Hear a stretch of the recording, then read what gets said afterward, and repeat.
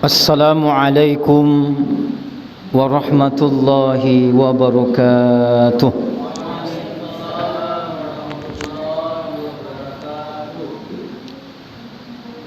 Alhamdulillahi rabbil alamin,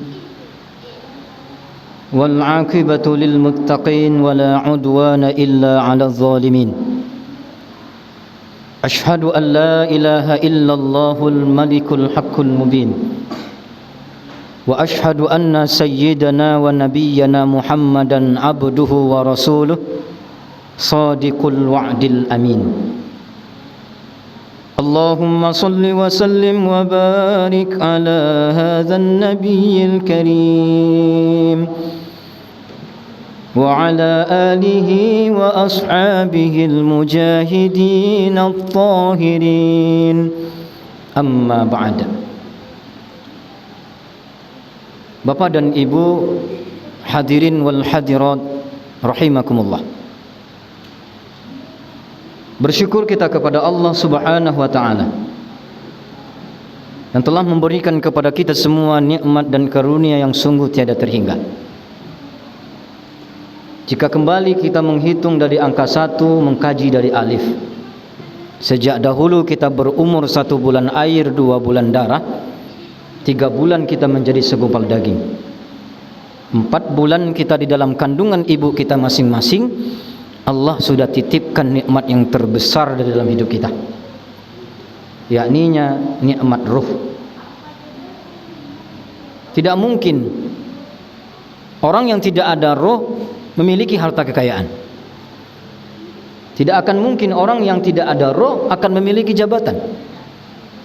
Bahkan kegagahan dan kecantikan kita tak akan ternilai ketika roh sudah dicabut oleh Allah di dalam diri kita. Maka oleh karena itu, gunakanlah roh itu untuk selalu beribadah kepada Allah. Roh yang dahulu putih, bersih, bersinar, sekarang Bapak Ibu masih putih enggak? Masih putih enggak, Pak? Wallahu a'lam. Roh yang dahulu bersinar cemerlang, apakah sekarang masih bersinar cemerlang atau tidak? Wallahu a'lam. Jual beli di pasar, kurangi timbangan. Roh yang satu itu tidak kita pakai. Iya. Kerja di kantor, menipu, korupsi, mencuri. Roh yang satu itu tidak yang kita pakai. Iya. Berbuat maksiat, berjudi, berzina, roh yang satu itu tidak. Iya. Jadi kemanapun kita beraktivitas, apapun bentuk aktivitas kita, kalau berbentuk maksiat, maka roh itu akan menjadi hitam, bahkan tidak ada sedikit pun bintik-bintik putih di dalamnya. Maka dengan amal solehlah, insya Allah roh itu akan kembali putih dan bersinar. Amin ya rabbal alamin. Selanjutnya salawat dan salam kita doakan juga kepada Allah agar senantiasa selalu dihadiahkan Allah kepada Nabi kita Nabi Muhammad sallallahu alaihi wasallam. Allahumma salli ala sayyidina Muhammad wa ala ali sayyidina Muhammad. Bapak dan Ibu, sanak saudara yang dimuliakan Allah, pada malam hari ini judul tausiah yang sudah ditentukan oleh Dewan Masjid Indonesia Kota Pekanbaru adalah Ramadan adalah bulan meningkatkan amal kebajikan. Bapak dan Ibu, sebelum bulan Ramadan kita lalai dari beramal kebajikan, maka motivasi datang bulan Ramadan ini, berada dalam bulan Ramadan ini, memunculkan peningkatan dalam amal soleh. Bahkan tidak hanya itu Bapak Ibu, saya yakin dan percaya di musola kita ini awal-awal Ramadan pasti ramai. Ya Pak? Ya. Makin hari makin maju jamaahnya. Ya. Dan itu tidak jadi masalah, Pak. Barangkali motivasi mereka dalam beribadah itu hanya 3 hari, 4 hari, 5 hari, atau barangkali 10 hari saja. Saya yakin dan percaya kita yang hadir ini akan sampai akhir Ramadan dalam beramal soleh. Amin ya rabbal alamin. Bapak dan Ibu, beramal soleh itu adalah fitrah kita, Pak. Beramal kebajikan adalah fitrah manusia. Ketika disebut manusia, baik itu manusia yang kafir maupun manusia yang muslim, fitrah hidupnya adalah kebajikan. Kullu mauludin yuladu alal fitrah. Setiap anak yang dilahirkan dari rahim ibu yang muslim atau dari rahim ibu yang kafir, pada hakikatnya fitrah, Pak. Sehingga disampaikan oleh Allah di dalam surah Al-A'raf ayat 172. Bismillahirrahmanirrahim. Dan ingatlah ketika dahulu Allah mengambil janji dan bersaksi kepada mereka. Janji dan persaksian itu adalah alastu birabbikum. Bukankah aku Tuhanmu yang mengatur kamu, yang memberikan apa yang kamu inginkan, mencukupi apa yang kamu butuhkan. Dahulu tidak punya pakaian, aku beri pakaian. Tidak memiliki kekayaan, aku berikan kekayaan, kegagahan dan kecantikan. Kira-kira Bapak Ibu, ditawarkan itu siapa yang tidak mau? Ini contoh nih Bu. Ibu lagi ngomel-ngomel, marah-marah, entah marah dengan siapa. Kalau ibu itu kan lagi marah, Pak, beb gitu kan, Pak, ya. Kalau kita nyambung, Pak, kalau kita masuk pula kita kena marah pula, Pak. Iya enggak, Pak? Iya, Pak, ya, betul, Pak, ya. Untungnya suaminya ini pandai ketika istrinya lagi marah-marah, beb gitu. Dek, ada apa? Aku lagi marah. Aku mau ngajak kamu pergi ke pasar. Ngapain pergi ke pasar? Beli emas 10 kilo. Ibu lanjut marahnya atau berhenti? Lanjut atau berhenti? Kenapa berhenti? Pucuk dicinta, ulam pun hilang tiba.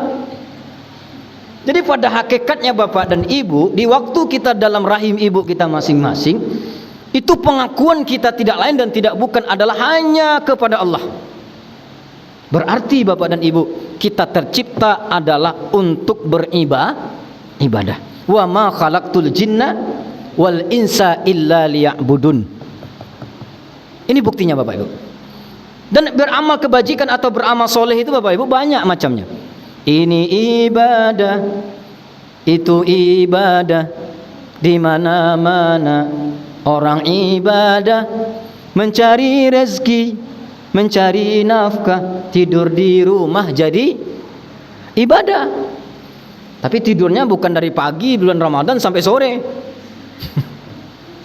Ya, kalau disebutkan dalam fikih puasa, Pak, orang hilang akal itu ada 3. Hilang akal karena gila, hilang akal karena mabuk, hilang akal karena tidur.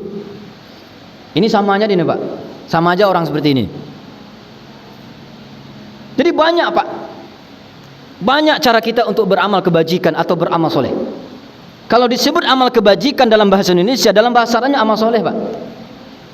Bahkan Allah Subhanahu wa taala menyampaikan kepada kita semua, kita ini tercipta adalah untuk beribadah. Amal soleh, amal kebajikan yang kita lakukan diniatkan untuk ibadah berpahala, Pak. Jadi Bapak dan Ibu yang dimuliakan Allah Subhanahu wa taala, jangan tunggu-tunggu beramal kebajikan. Kan ada yang bilang tuh, Pak, umur 40 tahun lah baru ke masjid, ke musola. Umur 50 tahun lah baru kita rajin beribadah. Mindset berpikir ini yang salah, Bapak Ibu.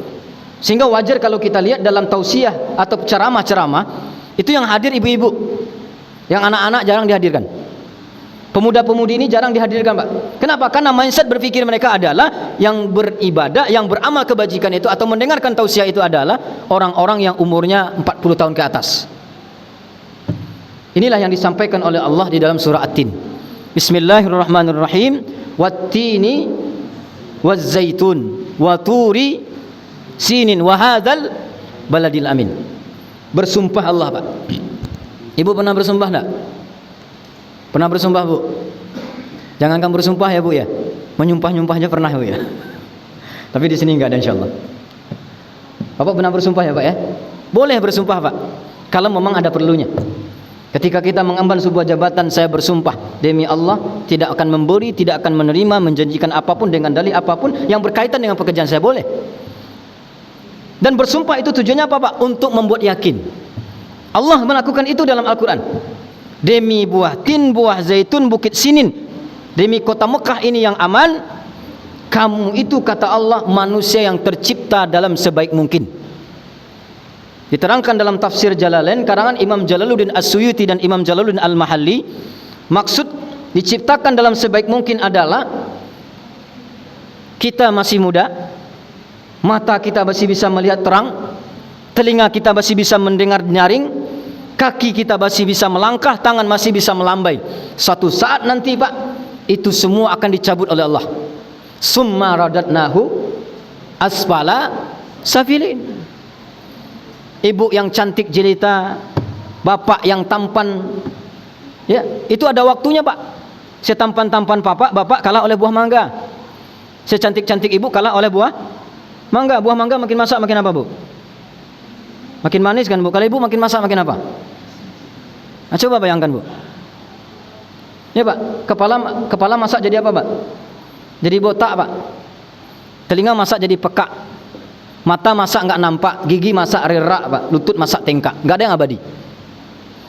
Maka disampaikan oleh Allah kepada kita semua, kesempurnaan ciptaan Allah itu ada waktunya. Tapi ada orang tidak pernah jatuh-jatuh, tidak pernah berkurang kualitas ibadahnya, tidak pernah berkurang kualitas amal kebajikannya, yaitu orang yang dulu rajin beriman dan beramal soleh, Allah beri pahala tak habis-habis. Ini contoh Pak. Kita sering ke musala ini, berjamaah 5 waktu, qabliyah ba'diyah tidak pernah absen, duha, tahajud dan witir kita lakukan. Suatu saat nanti datang masanya lemah Bu, lemah, terbaring di rumah sakit, diminta anak nak, wudukkan emak nak, wudukkan mama nak. Untuk apa? Untuk solat, walaupun solat sambil tidur. Solat ibu sambil tidur itu sama pahalanya seperti dahulu ke musala. Ini dalilnya Pak. Bapak dahulu rajin beribadah, solat berjamaah ke musala ini, qabliyah ba'diyah tidak pernah absen, duha, tahajud dan witir. Suatu saat nanti tidak sanggup lakukan itu lagi, tapi Allah tetap beri pahala sama. Luar biasa. Beda dengan manusia Bu. Kalau PNS gajinya 6 juta, kalau udah pensiun Pak, enggak 6 juta lagi Pak, bisa jadi 3 juta, 2 juta. Kalau Allah enggak begitu Pak. Kalau dahulu rajin aktif beramal kebajikan, beramal ibadah, nanti datang waktu tak sanggup seperti itu lagi, Allah tetap beri pahala sama. Bapak dan Ibu, karena hawa nafsu kita meninggalkan amal kebajikan, karena perturutkan hawa nafsu mencari harta yang melimpah, kita lupa beribadah kepada Allah. Memangnya karena hawa nafsu yang akan membantu kita nanti di kubur Pak? Enggak Pak. Ibu kalau lagi demam Bu, gulai ayam enak lagi nah Bu? Gulai ayam Pak, teh telur enak lagi nah Pak kalau lagi demam Pak? Enggak enak lagi Pak. Itu tandanya hawa nafsu Bapak Ibu enggak setia kepada kita. Hawa nafsu yang kita perturutkan di atas dunia ini, lupa beramal kebajikan kepada Allah, tak setia kepada kita Pak. Jangankan menemani kita di kubur, ketika sakit saja hawa nafsu sudah pergi Pak. Oh harta benda Pak, kain basahan dibawa mandi, sudah mandi dibawa pulang. Kalau bapak ibu dah mati, harta bapak ibu dibagi orang Bu. Tidak ada mayat punya rumah lagi Pak. Tak ada mayat punya rumah, tak ada mayat punya mobil, enggak ada mayat punya kasur spring bed, enggak ada lagi. Bapak Ibu beli mobil barusan, tiba-tiba nanti meninggal. Apakah mobil itu yang dipakai untuk bawa pulang? Untuk pergi ke pemakaman? Tidak, mobil ambulan. Kasur yang baru kita beli Bapak dan Ibu untuk tidur kita di malam hari, tiba-tiba meninggal nanti. Apakah kasur itu yang dipakai untuk tidur Pak? Enggak Pak. Jangankan 1 malam, 1 jam saja tidak diizinkan kita pakai kasur itu Pak. Kalau Bapak dah meninggal, kira-kira 1 malam aja mau tidak suami istri Bapak nemani Bapak? Mana mau istri tidur sama mayatnya Bu ya? Ya nah Bu. Mau tidak Ibu nemani suami Ibu ketika suami Ibu dah meninggal? Mau tidak? Yakin Ibu? Tidak pernah terjadi Pak. Enggak pernah terjadi. Ya. Jadi anak istri, anak suami Bapak dan Ibu memang jalan untuk beramal kebajikan, jalan untuk beramal ibadah. Nah, karena ada suatu saat nanti Bapak dan Ibu di surga Allah akan ada suami istri bersama-sama di surga. Suaminya menjadi raja di surga, istrinya menjadi permaisuri di surga. Akan tetapi Bapak dan Ibu, dikubur kita sendiri-sendiri, Pak. Dikubur kita sendiri-sendiri, Bu. Oh, sayang anak ke kita, sayang istri ke kita. Ya, masukkan Bapak, Pak, masukkan Bapak dimasukkan ke lahat. Ya, ditutup pakai papan, tanah dimasukkan. Apakah suami dan istri, suami dan anak masuk ke dalam? Tidak. Yang setia cuma satu, Pak. Amal soleh, amal kebajikan. Ya, dengan kita mencari harta benda bisa menjadi amal kebajikan, Pak. Kebutuhan nafsu kita, Pak, itu bisa kita jadikan ibadah. Misalnya kita mencari harta, itu karena nafsu, Pak. Kita mencari pangkat itu karena nafsu, Bapak Ibu. Tapi semua itu bisa jadi ibadah. Karena mencari harta untuk bisa menjadi orang kaya yang rajin bersedekah. Menjadi seorang yang berpangkat, dijadikan orang berpangkat untuk bisa mendidik orang lebih baik. Punya harta benda, Pak. Harta benda itu bisa masuk surga kita karenanya, Pak. Bisa jadi ibadah. Contohnya ada tetangga kita yang sakit. Kita punya mobil, tidak ada mobil yang datang, mobil kita kasih Bapak Ibu untuk dibawa ke rumah sakit orang itu. Bisa jadi ibadah, Pak. Ini punya mobil, tapi mobil tidak digunakan untuk beribadah. Dan punya anak istri Bapak dan Ibu, itu bisa membawa kita kepada amal ibadah. Jadikanlah semua hal itu Bapak dan Ibu untuk beribadah kepada Allah Subhanahu wa Ta'ala. Yang menerang kita di kubur adalah amal ibadah. Yang melapangkan kita sempit dalam kubur adalah amal ibadah. Lalu menjawab seluruh pertanyaan munkar dan nakir adalah amal ibadah kita yang kita lakukan semasa hidup di dunia ini. Barangkali hanya itu ya Bapak Ibu yang dapat saya sampaikan pada tausiah malam hari ini. Mudah-mudahan bulan Ramadan ini adalah bulan bagi kita untuk menempa diri agar beramal soleh, untuk meningkatkan diri agar beramal soleh. Kita sudah disucikan oleh Allah sebelum bulan Ramadan, sehingga berakhir Ramadan nanti kita berada dalam keadaan suci seperti anak yang baru dilahirkan. Ketika sudah disucikan Bapak dan Ibu, apakah kita tinggalkan lagi? Kita kotori lagi? Tentu tidak. Kita punya kerbau, Bu. Pak, kerbau itu di kubangan. Karena kita sayang ke kerbau, diambil kerbau dari kubangan. Disiram-siram pakai air, digosok pakai bros, dikasih sabun. Selama 30 hari, kerbau yang sudah bersih ini ya, disediakan kandang yang besar, makan dan minumnya bebas, dibiasakan dengan yang baik-baik. Setelah 30 hari, kerbau dilepaskan. Kemana perginya, Pak? Kemana kerbau perginya, Bu? Ke kubangan. Walaupun 30 hari lebih daripada itu kita biasakan kerbau, tetap kerbau pergi ke yang kotor-kotor. Begitu juga hendaknya kita Bapak dan Ibu, jangan sampai seperti itu. Kita bukan kerbau, kita adalah manusia yang Islam dan beriman. Subhanakallahumma wa bihamdika, asyhadu an la ilaha illa anta, astaghfiruka wa atubu ilaih. Assalamualaikum warahmatullahi wabarakatuh.